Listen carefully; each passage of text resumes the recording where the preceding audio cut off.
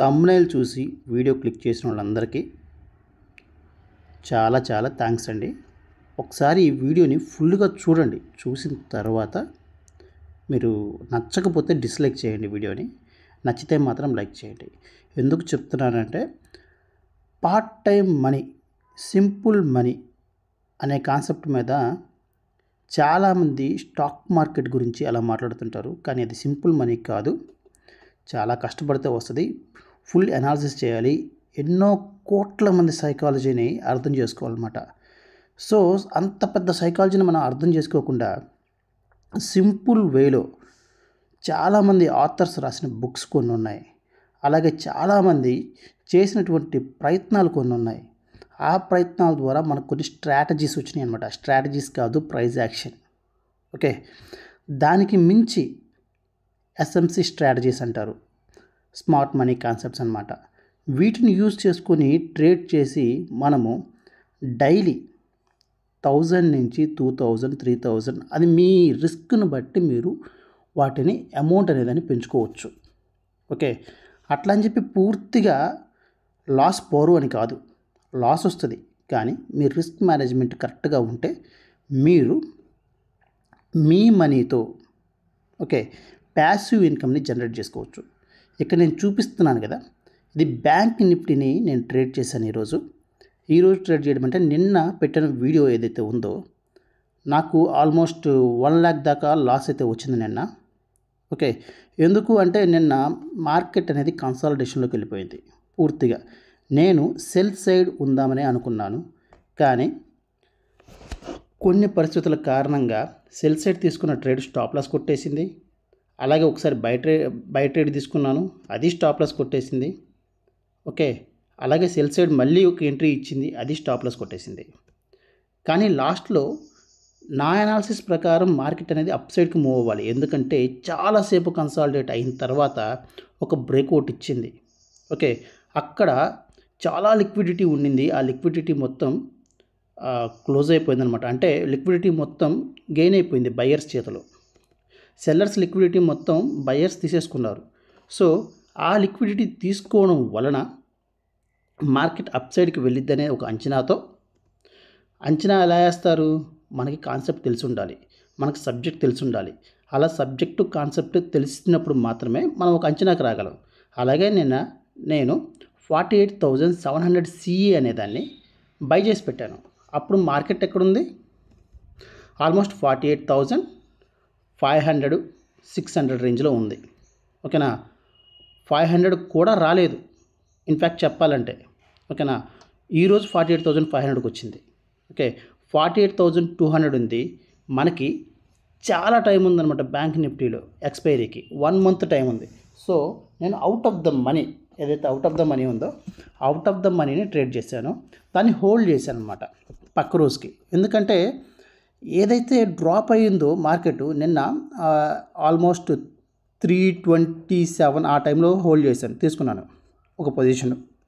అప్పుడు దాకా సెల్ సైడే ఉన్నాను. కానీ ఎప్పుడైతే మార్కెట్ నిన్న ఒక 15 minutes టైం ఫ్రేమ్లో 2 గ్రీన్ క్యాండిల్స్ పడ్డాయో అప్పుడు కన్ఫర్మేషన్ వచ్చేసింది ఖచ్చితంగా ఇది పైకి వెళ్తుంది అని. కావాలంటే మీరు చూడండి, ఇక్కడ ఈరోజు స్టార్టింగ్లో మార్కెట్ మనకి ఎలా ఇచ్చింది ప్రాఫిట్ అనేది అనే కాన్సెప్ట్ని ఇక్కడ చూపిస్తాను మీకు.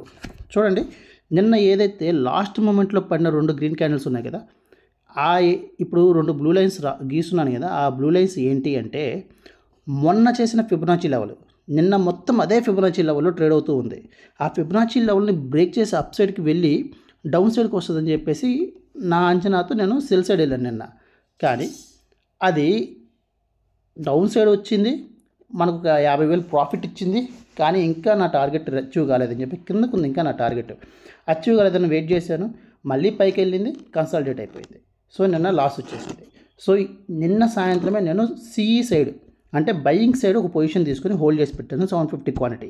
అది ఈరోజు ఎర్లీ మార్నింగ్ నా టార్గెట్ వచ్చేసి 48,500. అక్కడ రెడ్ కలర్లో ఒక మార్క్ చేస్తున్నాను కదండి, అది నా టార్గెట్ అనమాట. సో ఈరోజు మార్నింగ్ మనకి సూపర్ మూవ్ మనం ఎక్స్పెక్ట్ చేసిన విధంగానే ముందే చెప్పాను కదా, సెల్లర్స్ యొక్క లిక్విడిటీ మొత్తం అయిపోయింది. సో బయ్యర్స్ లిక్విడిటీ హెవీగా ఉంది కాబట్టి మార్కెట్ అప్సైడ్కి వెళ్ళే ఛాన్సెస్ ఉన్నాయని చెప్పేసి నేను అంచనా వేశాను. ఆ అంచనా ప్రకారమే నేను హోల్డ్ చేసి పెట్టుకున్నాను. హోల్డ్ చేసిన దాని ప్రకారం మనకైతే ప్రాఫిట్ రన్ అవుతుంది. మీరు లైవ్లో చూడొచ్చు.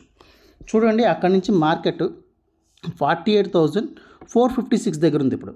ఓకేనా, ఇప్పుడు మార్కెట్ అనేది నేను ఎక్స్పెక్ట్ చేస్తుంది ఏంటంటే 48,500. ఈ వీడియో రికార్డ్ చేసి అదే డబ్బింగ్ చెప్పే టయానికి మార్కెట్ 48,600 కూడా దాటిపోయింది. సో మోస్ట్లీ అక్కడ లిక్విడిటీ హెవీగా ఉంటుంది కాబట్టి నేను ఎగ్జిట్ అయిపోయాను నా పొజిషన్ని. బట్ నాకైతే మంచి ప్రాఫిట్కి ఎగ్జిట్ అయ్యాను. చూడండి, మార్కెట్ని అంచనా వేయడం అనేది ఒక ఆర్ట్ అండి. మనము పేషెన్స్గా వెయిట్ చేసి మరీ అంచనా వేయాలి. 100% మీరు కరెక్ట్ అవుతారని ఉండదు. ఓకేనా, అవుట్ ఆఫ్ 100% ఆల్మోస్ట్ 60 to 70% మీరు కరెక్ట్ అయినా కానీ మీకు మీ పోర్ట్ఫోలియో గ్రీన్ కలర్లో ఉంటుంది. నా మాట అబద్ధం కాదు, రాసి పెట్టుకోండి కావాలంటే. ఓకేనా, మీ రిస్క్ రివార్డ్ రేషియో మీరు కరెక్ట్గా మెయింటైన్ చేయగలిగితే మీరు ప్యాసివ్ ఇన్కమ్గా మీ మెయిన్ సోర్స్ ఇన్కమ్ కన్నా ఎక్కువ సంపాదిస్తారు. సో దీనికంతా మీరు చేయాల్సిందల్లా ఒకటే, జస్ట్ ప్రాక్టీస్ చేయాలి. ఓకేనా, మంచి మంచి కాన్సెప్ట్స్ నేర్చుకోవాలి. Entry is the very important అండి. ఎంట్రీ ఎగ్జిట్ గురించి తెలుసుకోవాలంటే నా ప్రీవియస్ వీడియోస్ ఏవైతే ఉన్నాయో అవి చూడండి ఒకసారి. దాంట్లో ఫుల్ ఫ్లెడ్జ్డ్గా నేను చెప్పలేదు ఎంట్రీ ఎగ్జిట్ గురించి, కానీ మీకు లైవ్లో నేను చేసిన ట్రేడ్స్ చూస్తూ ఉంటే ఎక్కడ ఎంట్రీ తీసుకున్నాను ఎక్కడ ఎగ్జిట్ తీసుకున్నాను అనేది మీకు కనిపిస్తుంది. ఓకేనా, మీకు ఫుల్ ఫ్లెడ్జ్డ్గా నాకు entry concept, exit concept, SMC concepts కావాలి, ప్రైజ్ యాక్షన్ ఎలా చేస్తారో తెలియాలి అని అనుకుంటే ఈ వీడియోకి ఇంత దూరం చూసారంటే మీకు ఇంట్రెస్ట్ ఉందనే ఈ వీడియోకి ఒక్క లైక్ చేసి అలాగే కింద కామెంట్ సెక్షన్లో నాకు ఎంట్రీ కావాలి, ఎగ్జిట్ కావాలి అది చెప్పండి, అవి ఎలా తీసుకోవాలి ఎలా చేయాలనేది అనే ఒక కామెంట్ చేయండి. నేను ఖచ్చితంగా మీకు హెల్ప్ చేస్తాను. ప్రతి ఒక్కరికి రిప్లై ఇస్తాను. ఇది నా మెయిన్ స్ట్రీమ్ కాదు, కానీ నేను కష్టపడి ఎడిట్ చేస్తున్నాను, కష్టపడి డబ్బింగ్ చెప్తున్నాను మీకోసం.